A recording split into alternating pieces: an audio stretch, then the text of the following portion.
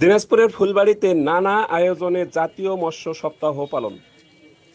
অভয়া শ্রম গড়ে তুলি, দেশি মাছে দেশ ভরি, এই প্রতিপাদ্য বিষয় নিয়ে দিনাজপুরের ফুলবাড়ীতে নানা আয়োজনে জাতীয় মৎস্য সপ্তাহ পালন করা হয়েছে।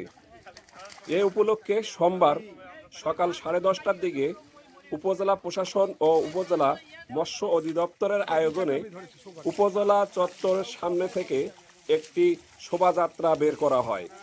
শোভাযাত্রা শেষে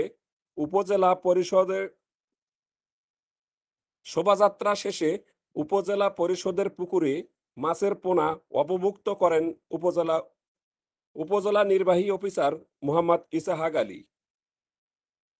পরে উপজেলা পরিষদ অডিটোরিয়ামে এক আলোচনা সভা অনুষ্ঠিত হয়। উপজেলা মৎস্য কর্মকর্তা রাশেদা আক্তারের সভাপতিত্বে আলোচনা সভা ও প্রধান অতিথি হিসেবে উপস্থিত ছিলেন উপজেলা নির্বাহী অফিসার মোহাম্মদ ইসাহাক আলী। এ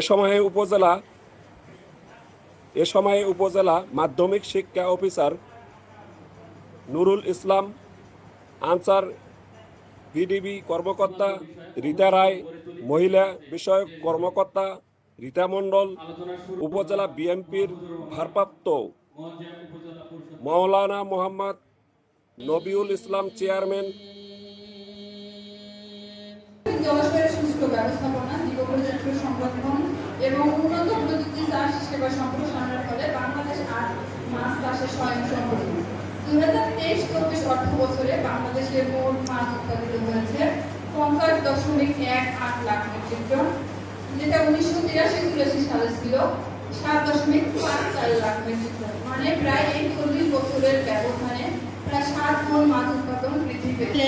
বিশাল সামুদ্রিক এলাকা, যেখান থেকে আমরা প্রতি বছর চিংড়ি সহ মৎস্য ও অন্যান্য মৎস্যজাত দ্রব্য ইউরোপীয় ইউনিয়ন কান্ট্রি সহ আমেরিকা অন্যান্য উন্নত দেশের।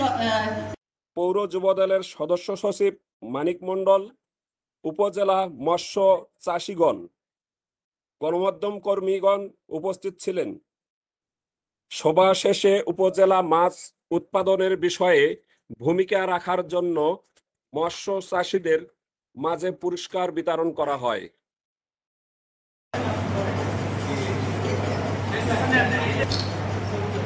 কাপ মিশ্র চাষ জনাব মোহাম্মদ রহমতুল্লাহ।